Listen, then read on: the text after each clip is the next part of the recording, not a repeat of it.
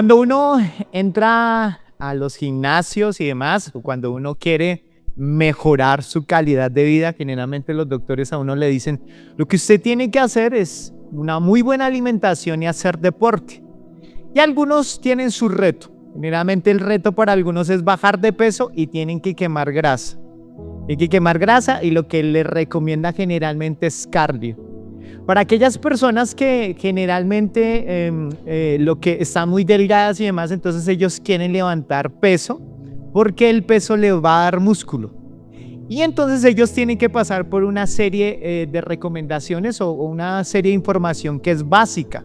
Tienen que empezar a manejar. Aquí ustedes ven una pesa, esta es una pesita. Y esa pesa generalmente es una pesa que obviamente tiene un peso determinado.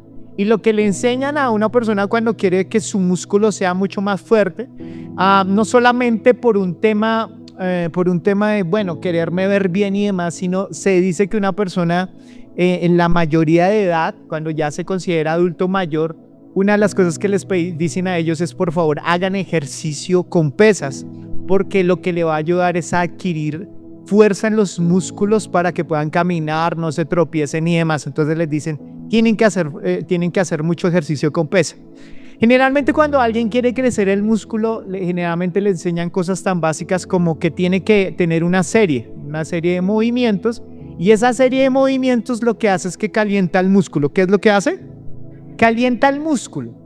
Luego de que calienta el músculo, tiene que volverlo a hacer para seguir calentando el músculo, y luego de estarlo haciendo, generalmente empieza a haber una ruptura en el músculo. ¿Por qué? Porque a la medida que tiene más peso, el músculo como tal se empieza a romper para que el músculo pueda crecer. O sea, o le ponen más peso para que el músculo se esfuerce, el músculo lo que hace es que se revienta o su capa empieza a abrirse de tal manera que se restaura. Por eso cuando usted va al gimnasio la primera vez y empieza a levantar peso, usted tiene un dolor tremendo, es porque el cuerpo se está restaurando solo y porque hay una ruptura, tiene que esperar, se recupera y sigue haciendo fuerza para que el músculo siga creciendo. ¿Amén? Hoy quería precisamente utilizar esa ilustración porque si hay algo que el Señor actúa de esa manera con nosotros. El Señor lo que hace es que a veces nos calienta. Estamos calentando en una situación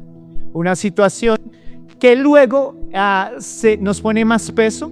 Ese peso puede representar una tormenta de la vida, una situación difícil, y lo que hace es que empieza a hacernos que el músculo se rompa, y ahí es donde nosotros empezamos a llorar, estamos tristes, cómo duele crecer, y de repente, ¡pum!, creció el músculo. Y a ese músculo al cual me estoy refiriendo es el músculo de la fe, el músculo de creerle a Dios.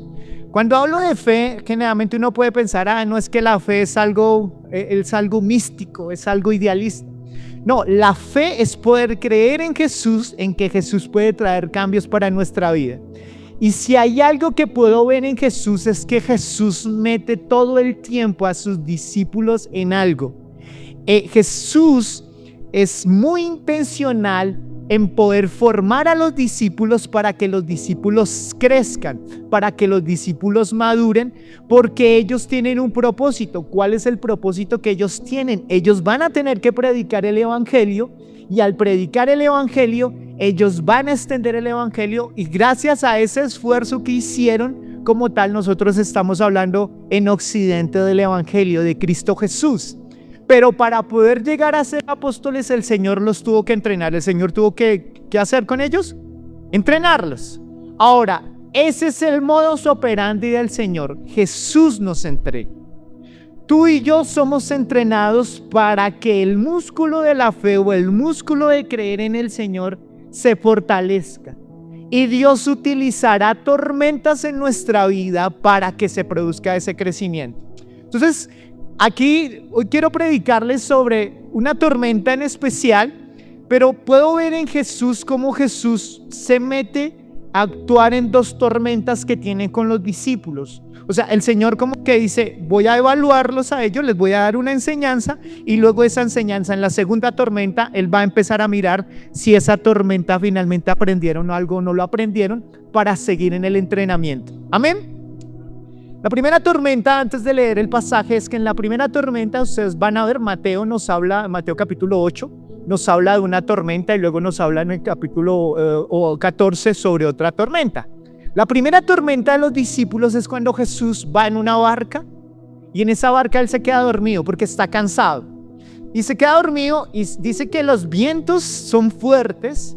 El agua como tal los vientos empiezan a mover la marea se convierte en una marea alta. Es tan intimidante que personas de la mar que se la pasan pescando como Pedro se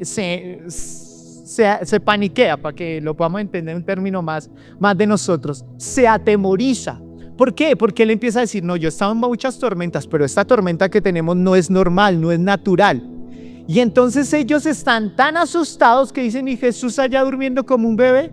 No, allá tranquilo y demás. ¿Qué pasa con Jesús? ¿No ve que casi nos vamos a morir? Y van a donde Jesús y lo despiertan de una manera enojados, como, oiga, ¿usted por qué está durmiendo? Y el Señor se despierta enojado porque él estaba soñando chévere. No, pero él se despierta enojado. Y él lo que hace es que les dice, hombres de poca fe, y entonces le habla a los vientos, le habla a la mar y finalmente todo se calma.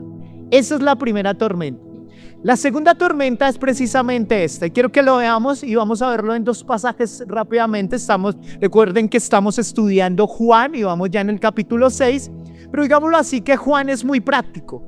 Cuando Juan habla de Jesús va siempre al punto. Pero los otros evangelios como Marcos o como Mateo empiezan a escribirnos como con pequeñas cositas. Entonces lo que hoy voy a hacer es que voy a hablar de Juan un poquito y nos vamos a ir a Mateo, que nos va a especificar un poco de la segunda tormenta. Amén. Entonces la primera tormenta en Juan 6:16 habla después del milagro de los 5,000.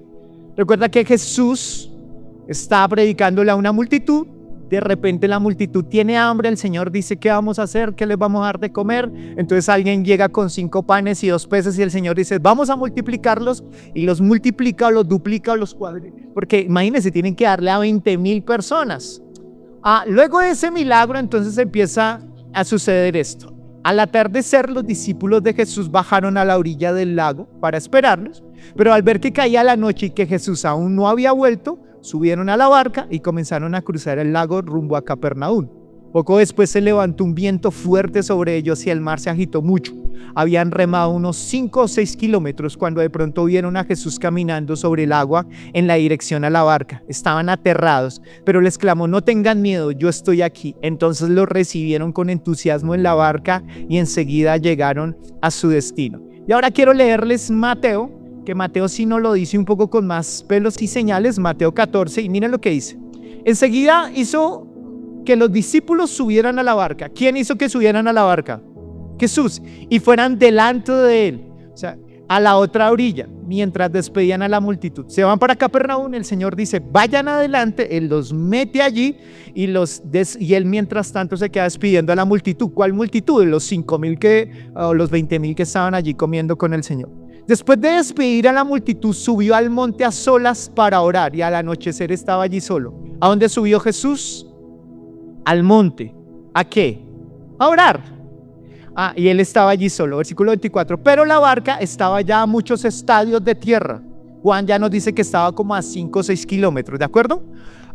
Y era de la tierra y era azotada. Y dice que mientras ellos iban allí, la tierra, las olas azotaban esa barca, porque el viento era contrario, o sea, ellos iban remando, pero el viento era fuerte, no podían remar fácilmente. Y a la cuarta vigilia de la noche, Jesús vino a ellos andando sobre el mar. Dice que Jesús los alcanza, y cuando Él los alcanza a la cuarta vigilia. Recuerden que la cuarta vigilia se está refiriendo como a las 3 de la mañana, ¿de acuerdo? Y los discípulos, viéndole andar sobre el mar, se turbaron y decían, ¿es un fantasma? Y de miedo se pusieron a gritar, pero enseguida Jesús les habló diciendo, tened ánimo, soy yo, no temáis. Respondió Pedro y dijo, Señor, si eres tú, mándame que vaya a ti sobre las aguas. Y él dijo, ven. Y descendió Pedro de la barca, caminó sobre las aguas y fue hacia Jesús. Pero oyendo la fuerza del viento tuvo miedo y empezando a hundirse gritó diciendo, Señor, sálvame. Y al instante Jesús extendió la mano, lo sostuvo y le dijo, hombre de poca fe, ¿por qué dudaste? Cuando ellos subieron a la barca, el viento se calmó. Entonces los que estaban en la barca le adoraron diciendo: en verdad eres hijo de Dios. Amén. Entonces, lo primero que tengo que determinar es que todos nosotros estamos viviendo en tormentas. Estamos siendo entrenados por Jesús. Y yo veo dos tipos de tormenta. Una tormenta que tiene que ver con disciplina o corrección y otra tormenta que tiene que ver con crecimiento. O sea, hay pruebas en la vida o que Dios está llevando a tu vida para que tú aprendas una lección de la vida, para que aprendas en esas situaciones difíciles. O estás en una segunda tormenta, entrenado por el Señor para crecer. ¿Para qué? Para crecer. La primera tormenta tiene que ver con disciplina. Y hay un ejemplo. Jonás, recuerden que Jonás, el Señor le dice: ¿sabes qué? Jonás, tienes que ir a predicar a Nínive. ¿A dónde tiene que ir a predicar? A Nínive. Y dice que él dice: ay no, suerte es que le digo: Señor, yo no quiero ir donde esos niños porque esos de Nínive me caen mal. Yo no quiero que tengas misericordia de ellos, así que yo no voy a ir por allá, ni espere que yo vaya. Y entonces él lo que hace es que se va y corre de Nínive. Él no quiere ir allá. Y el Señor le dice: ¿cómo así que no va a ser mi voluntad? Y entonces el Señor dice que él va en un barco con unas personas allí que llevan una mercancía, y de repente la tormenta se pone en algo complicada. Tan complicada que empezaron a decir: no, el Señor está enojado con nosotros. Alguien ha hecho algo malo. Y el Jonás dice: soy yo el que ha hecho algo malo. Entonces lo que hacen es que lo botan a la mar. Y al botarlo a la mar, dice que luego una ballena lo coge. No exactamente nos dice que una ballena, pero un gran pez lo absorbe y demás, y él pasa 3 días allí, 2 días o 3 días allí, ¿recuerdan? Y él de repente dice: ay no, sí, me tocó hacer caso, ¿recuerdan? El Señor lo estaba disciplinando, lo estaba corrigiendo. Entonces a veces en la vida sucede que Dios a veces nos mete en situaciones o en tormentas que tienen que ver por nuestra falta de obediencia, porque hay algo que nosotros no estamos haciendo bien, por ahí algunas decisiones que yo estoy tomando, y que esas decisiones estoy recibiendo las consecuencias de esas malas decisiones que yo tomé. ¿De acuerdo? El propósito de esa disciplina del Señor es decirle: tú tienes que aprender que como te estás comportando, como estás actuando y demás, tienes que corregir ese camino. Amén. La segunda tormenta tiene que ver con crecimiento. Y es como que el Señor nos quiere llevar a que crezcamos. Pero sobre todo lo que quería hacer con los discípulos básicamente en esta segunda tormenta era que perfeccionar su fe. ¿Querían perfeccionar qué? Su fe. O sea, el Señor quería que ellos adquirieran una mayor confianza en el Señor, aprendieran a lidiar en las tormentas de la vida sin ver a Jesús presente en sus vidas. El Señor quería que ellos tuvieran el músculo de la fe para poder enfrentar todas las adversidades que venían. Amén. Entonces, quiero que allí entonces tengamos en cuenta eso. Una tormenta que tiene que ver con una tormenta de disciplina. En eso que a veces somos necios, como que dice: pero por ahí es, por ahí es, por ahí es. Y el Señor dice: no es por ahí. Y vienen las consecuencias: no es por ahí, no es por ahí, no es por ahí, hasta que nosotros aprendamos. Y la segunda tiene que ver con tormentas de crecimiento. Ahora, ¿cómo se puede manifestar una tormenta? Una tormenta puede venir por una enfermedad. Una tormenta puede venir por un tema financiero donde no estás bien. Una tormenta puede venir por un conflicto familiar con tus hijos, con tu pareja, con tus padres. Una tormenta puede venir por eso. Una tormenta puede venir con tus hijos. Dios puede traer esas tormentas. Quiero que comprendamos que Dios orquesta las tormentas. ¿Dios qué? Orquesta las tormentas. Y esa palabra de orquestar es que Dios prepara y Él dice: yo a ti te amo, pero yo necesito pasarte por esta tormenta para que tú puedas aprender o a conocerme, o puedas aprender las lecciones de la vida de por qué estás estancado. O sea, el propósito del Señor en todas las tormentas es que Él tiene un propósito sobre ellas. Entonces, ya que avanzamos a lo primero, es reconocer que tú empieces a identificar: ¿estoy en una tormenta de disciplina o estoy en una tormenta de crecimiento? ¿Qué tengo que aprender para seguir creciendo? O la tormenta de la disciplina: ¿qué cosas tengo que obedecer a Dios? Porque mientras yo no obedezca, voy a venir con una tormenta tras otra parecidas, las mismas. Como aquella que dice: ay, finalmente yo me metí con esta persona y esa persona es una persona inadecuada en sus sentimientos. ¿Por qué? Porque se metió en una tormenta. Hasta que no aprenda a colocar límites, a amarse y demás, va a seguir metiendo la pata como tal, porque no ha aprendido a ser obediente a lo que Dios le ha dicho. Amén. Ahora, ya teniendo eso claro, de que podemos estar pasando por una tormenta, piense si está pasando por una situación donde Dios lo quiere formar. Una situación financiera, una situación espiritual donde sientes lejos a Dios, porque esa también puede ser una tormenta donde Dios la propicia para decir: tú estás lejos de mí y necesito que tú te acerques a mí, y el Señor trae esas tormentas. Ahora mire, todo lo bueno y lo malo, yo sé que esto es controversial, pero todo lo bueno y lo malo, Dios aún allí lo permite. Porque aún esas malas decisiones que tú tomas, que no tuvo nada que ver con Dios, son consecuencias que Dios usa esa mala decisión que tomaste para formarte. Así es como actúa Dios.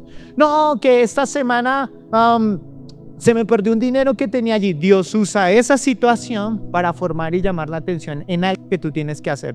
No, es que yo invertí en esto, la situación no salió. El Señor está allí detrás de todo esto para formarte, para formar algo en tu vida. Ahora, lo segundo que tenemos que comprender es que el Señor los metió en la barca. ¿Quién los metió en la barca? El Señor. A veces pensamos que obedecer a Dios implica que no vamos a pasar por tormentas. Y algunos piensan y dicen: pero hombre, yo vengo haciendo las cosas bien. A mí me parece raro, Señor, ¿cómo es eso? O sea, yo he venido haciendo todas las cosas bien, me he portado dignamente, he hecho todo muy bien. ¿Y por qué las tormentas? El Señor nunca prometió que la obediencia no iba a traer tormentas. O si no, háblenle a Jesús. El hombre más obediente en la tierra fue ¿quién? Jesús. ¿Y a dónde fue a parar?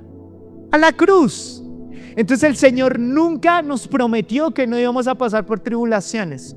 Nunca prometió que no íbamos a pasar por dificultades, sino por el contrario, si hay algo que el Señor prometió a los discípulos, era que los iba a pasar al otro lado, que los iba a ver al otro lado en las tormentas. Jesús lo que sí promete es que en medio de la tormenta Él va a ir con nosotros. Eso sí lo prometió.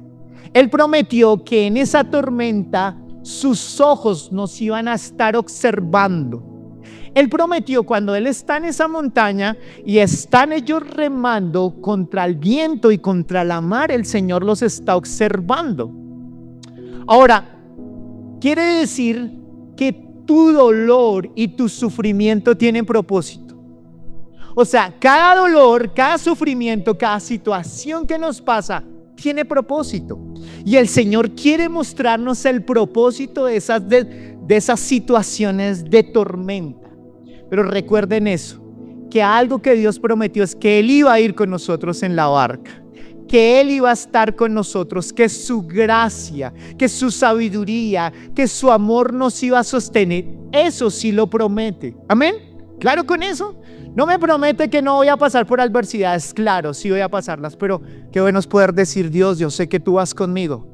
Qué bueno, Señor, que tu gracia me sostiene.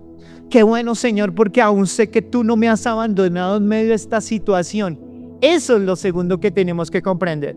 Ahora, lo tercero que podemos ver es que Jesús intenta en los discípulos entrenarlos y formarlos de la siguiente manera, en que Jesús no quiere que dependan del sentir, porque cuando yo dejo de sentir, dejo de creer. ¿Dejo de qué? De creer. Entonces a veces han habido situaciones donde tú has creído al Señor y tú sientes: uy, Dios, cómo me respaldó. Y siento, pero el sentir y tener una fe en el sentir, cuando yo dejo de sentir, dejo de creer.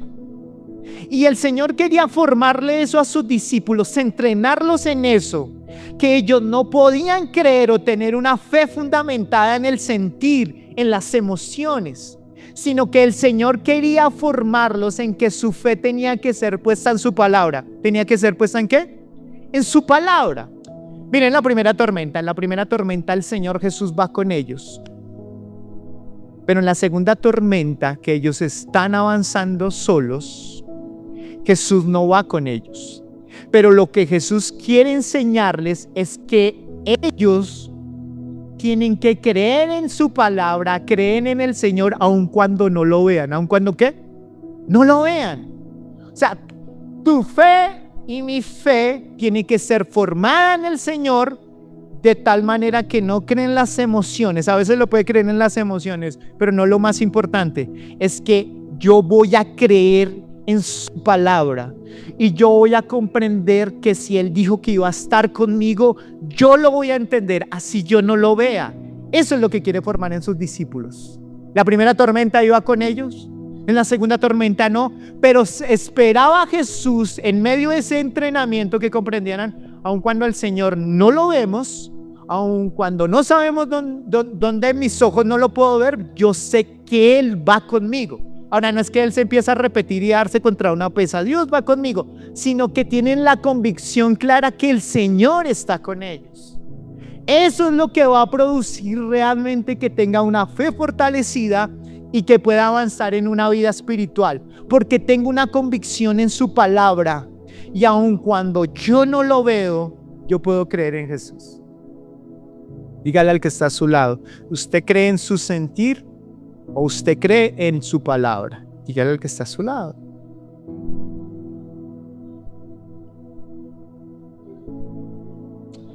Yo creo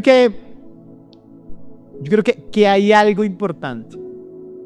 Uno tiene que aprender a confiar como tal. Si hay algo, usted no le ha prometido algo a sus hijos. Yo le he prometido muchas cosas a mis hijos y a veces se vienen y me dice Jeremy, pero papá, recuerda que tú me prometiste tal cosa.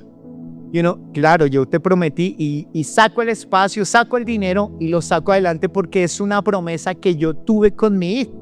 Él tiene claridad que si mi papá me dijo que me lo iba a dar, Él me lo va a dar. Es la convicción que Dios está esperando que tengamos nosotros. Que Él sepa, tú estás pasando por una tormenta y una situación difícil, quiero que comprendas que yo voy contigo, que no es negociable, que aun cuando tus ojos no te permitan verme, yo voy contigo en esa prueba, en esa lucha yo voy contigo y sé que es doloroso, sé que causa mucho sufrimiento, pero algo que tienes que tener una convicción es que yo voy contigo. Entonces es antiteológico decir es que yo como cristiano me siento solo. Miren la palabra que utiliza, me siento solo. ¿Por qué está utilizando esas palabras? Porque no tiene una convicción de que Jesús va allí con ellos. Por muchas razones se podría decir que tú no estás solo. Primero porque el Señor lo ha declarado y segundo porque tienes el Espíritu Santo con el cual fuiste sellado. Entonces decir que estás solo no es así. Que te sientas solo es diferente, pero el Señor le quiere enseñar a los discípulos es que su fe no puede estar basada en sus sentimientos. Y eso para mí es paz y tranquilidad.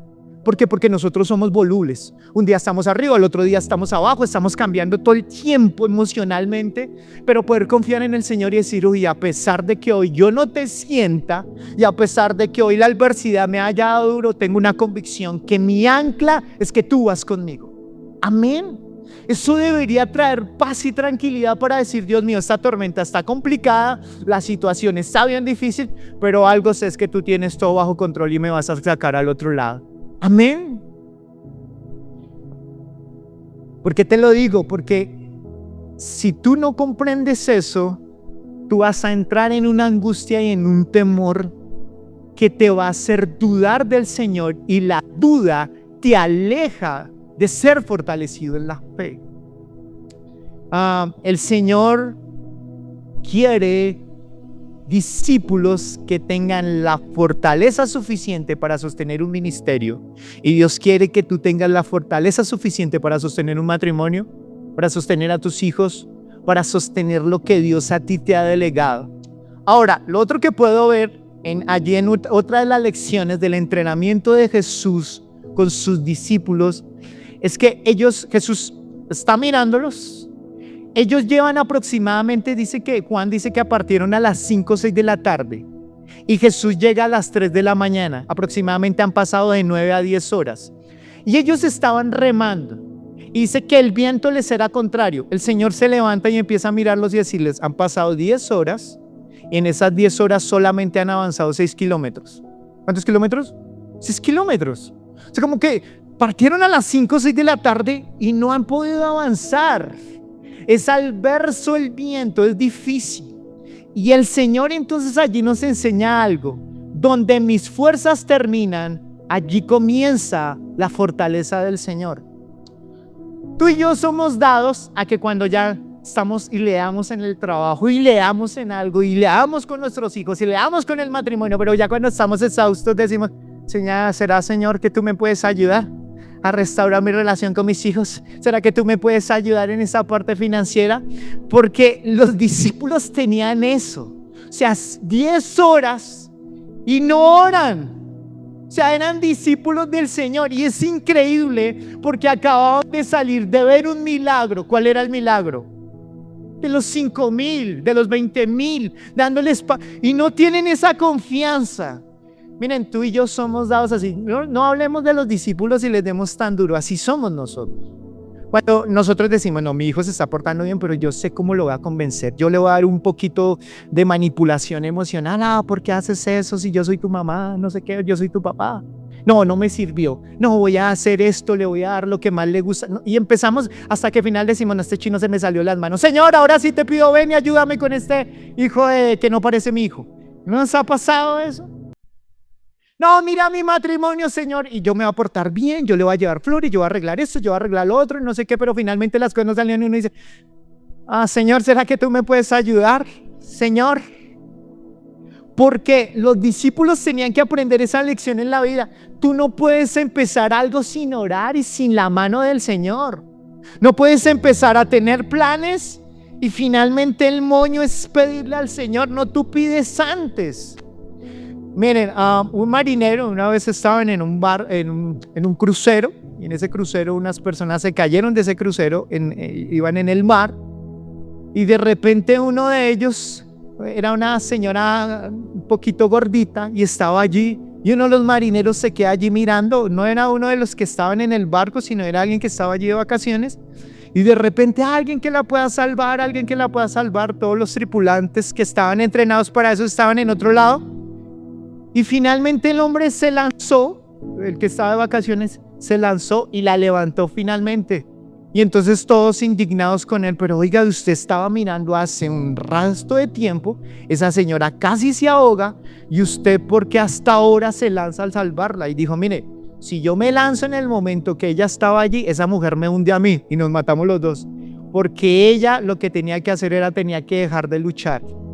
Eso nos enseña que a veces en la vida hay cosas donde tú necesitas ser quebrado por Dios y decir, no más, ya no puedo, para que Dios venga y nos ayude.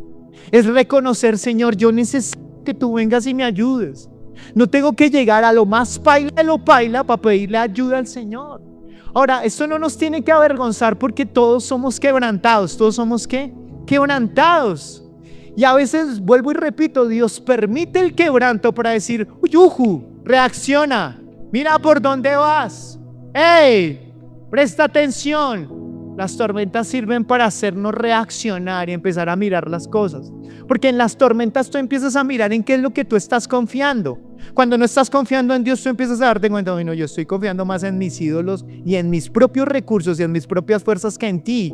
Y eso estaba pasando con los discípulos. Entonces las tormentas nos bendicen. Las tormentas nos llevan a pensar que cuando yo me entrego al Señor, el Señor obra.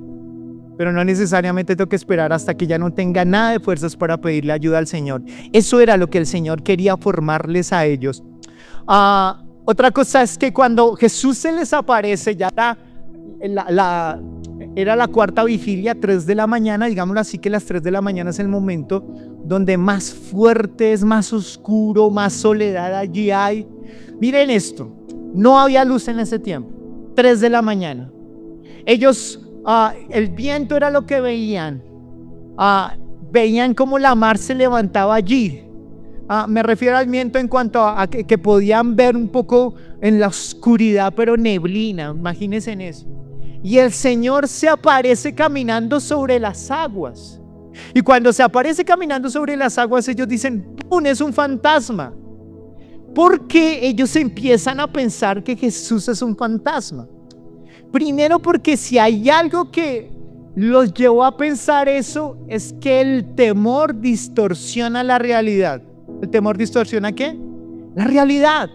O sea, cuando estás en una tormenta, generalmente tú empiezas a pensar, esto malo va a pasar. No, si esto sucedió, esto va a pasar. No, esto va. Y empezamos a distorsionar la realidad y a llevarla al extremo. No ha pasado eso, pero tú empiezas a pensar eso. Hemos hablado de cosas tan sencillas como que tú empiezas a rascarte en la rodilla y no, ya me van a tener que cambiar el meñisco, me van a tener que cambiar en el pie todo y no, esto que me está rascando, eso es cáncer. Eso es, mire, eso es bendito y empezamos a pensar de esa manera porque el temor distorsiona la realidad. Y vemos que Jesús tenía que enseñarles esa lección. Ustedes no pueden dejarse llevar por el temor, porque lo primero que les dice es yo soy, no temas. ¿Qué les dice? Yo soy. Ahora, esa palabra yo soy es muy fuerte. Prepárense porque es muy fuerte y parece muy creída. Pero el Señor dice, yo soy, se está refiriendo a yo me sustento y yo no necesito de nada para sustentarme, porque yo tengo el poder. Recuerda quién soy yo, contigo en medio de esta tormenta. Yo estoy contigo, pero no temas. Te dice que hay más de 365 no temas en la Biblia. Y esos 365 no temas en la Biblia se está refiriendo a que cada día deberíamos tener un no temas. No temas, no te dejes llenar por el pánico, porque cuando empiezas a ver el temor, empiezas a dejar de mirar al Señor. No temas. Recuerden, hace un tiempo atrás, es una ilustración que me encanta, de dos hombres, un hombre que le invita a su amigo a que se vaya a quedar a su casa. El hombre va, lo visita, pero cae una gran tormenta. Él le dice, bueno, te tienes que quedar acá, lo deja quedar en el ático. El ático era un lugar donde era un piso de madera. Él dice, bueno, ese es el único lugar que te puedes quedar. Le hizo como un colchón y demás, y ahí se quedó, y antes de cerrar la puerta le dijo, ay, bueno, hermano, el lugar aquí es caluroso, chévere, rico, pero el problema es que aquí hay ratones, pilas, y se durmió. Él se fue a dormir, y el otro quedó todo paniqueado en la noche, pero ¿y ratones? Y él empezó a dar la vuelta para poderse acomodar durmiendo, y él empezó a escuchar que algo estaba pasando. De repente en la mañana siguiente el amigo fue y le llevó tinto y le dijo, ¿cómo amaneció? Él dijo, no, hermano, esos ratones no me dejaron dormir. Y dijo, no, era una broma. Lo que usted escuchaba era que cada vez que daba la vuelta el piso de madera sonaba y usted pensaba que era un ratón. Eso pasa con nuestra vida cuando nos dejamos llevar todo el tiempo por el temor. Distorsionamos la realidad y el Señor quiere enseñarle a los discípulos que Él está con ellos y Él es la solución a su tormenta. Dígale al que está a su lado, no temas, el gran yo soy está contigo. Dígale al que está a su lado.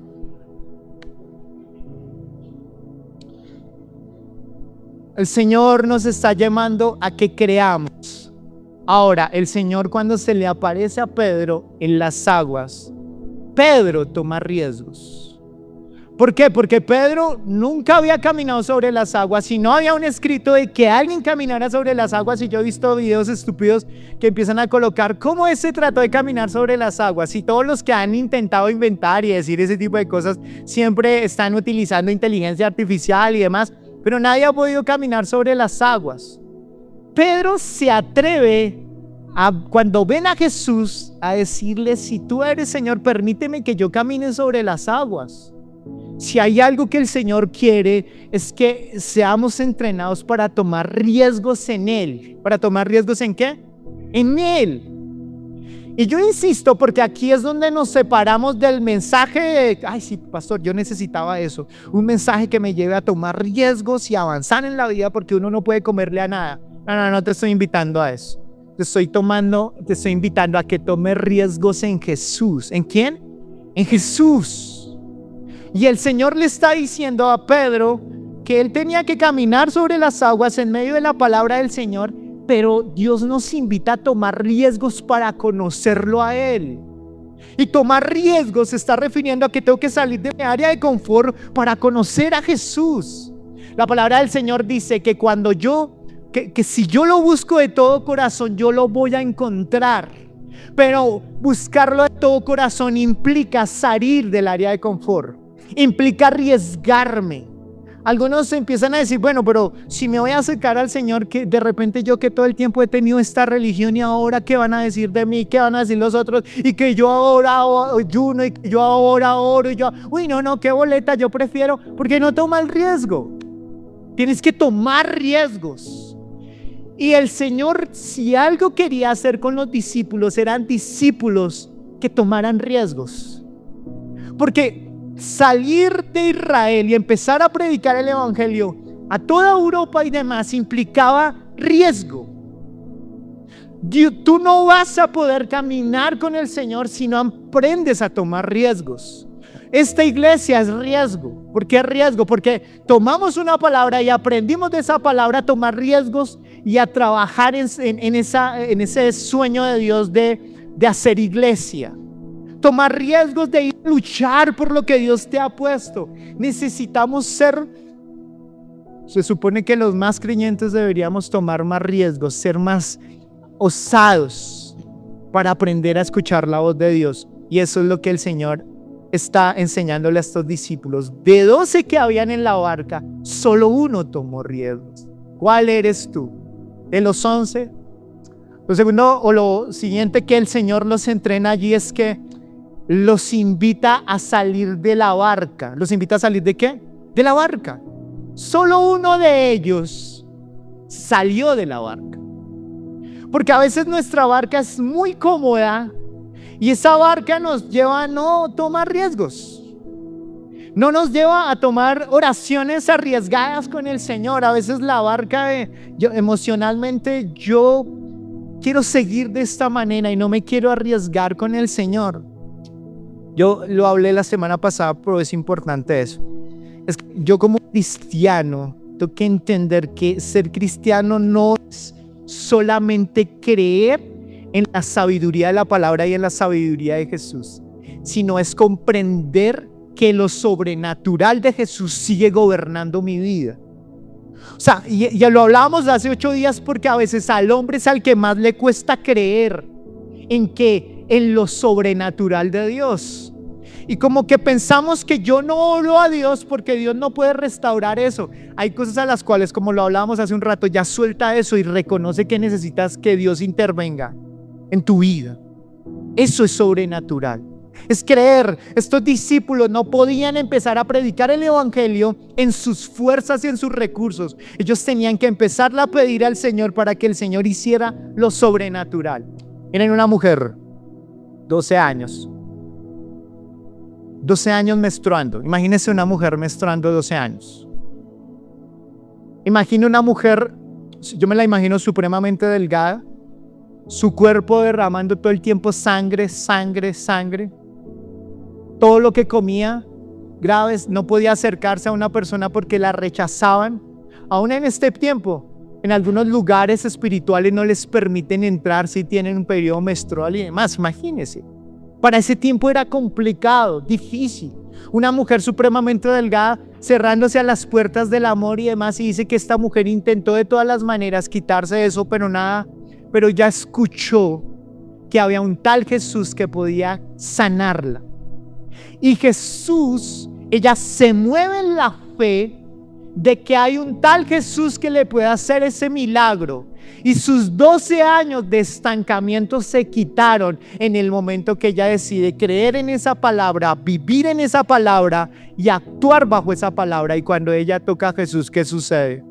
Que finalmente fue sanada. Eso parece sobrenatural, pero la pregunta para ti para mí es: ¿vas a caminar a ese nivel de fe? ¿O vas a seguir como un hombre viviendo bajo tu sabiduría humana, tomando el control de toda tu vida, tú solo, sin depender de Jesús? Solo utilizas a Jesús como un ungüento, como una oración superficial, pero realmente no hay una confianza plena en el Señor, y el Señor no quería eso en los discípulos. Si estos chinos aprenden solamente a pedirme a mí que yo intervenga en la situación, no va a funcionar. No vamos a poder llevar el evangelio hasta donde nosotros lo llevamos, porque necesitamos salir de la barca. La pregunta para ti y para mí es: ¿en qué necesitas salir de tu barca? Tu barca puede ser tu incredulidad. Tu barca es como que mi comodidad y yo decido caminar en el cristianismo a mi manera. porque si me expongo mucho voy a sufrir. Mejor con cierta reserva, pero el Señor no quiere que te quedes allí. Lo último es cuando yo desvío los ojos de Jesús, empiezo a quedarme en el camino. Lo hemos visto, pero cuando el Señor le dice que camine sobre las aguas, le está diciendo que camine sobre la palabra que Dios le da. No que camine sobre sus emociones. No que camine en lo que alguien le dijo. Él camina sobre Jesús. Él no camina sobre las aguas, sino sobre la palabra. Y cuando Jesús y Pedro tienen una mirada, Él se atreve a hacer cosas difíciles. Si tú no empiezas a mirar a Jesús y no empiezas a tener claro quién es Él, no vas a tomar riesgos. Por eso ahí Él tuvo que tomar una decisión. O le cree a Jesús o empieza a escuchar su propio corazón, empieza a escuchar los otros 11 discípulos que no querían que saliera de la barca, empieza a escuchar al viento, a la marea, o Él empieza a escuchar a Jesús. Mira, tú tienes que salir en esta mañana con una convicción, que para que salgas de tu tormenta y puedas crecer necesitas verlo a Él y permanecer en Él a pesar de que el agua te dé donde te dé. Pero necesitas escucharlo a Él, o si no vas a seguir en tu estancamiento, porque nuestra vida espiritual es Él el que nos saca de las tormentas, es Él el que va con nosotros, son sus lecciones los que nos lleva a crecer. Amén.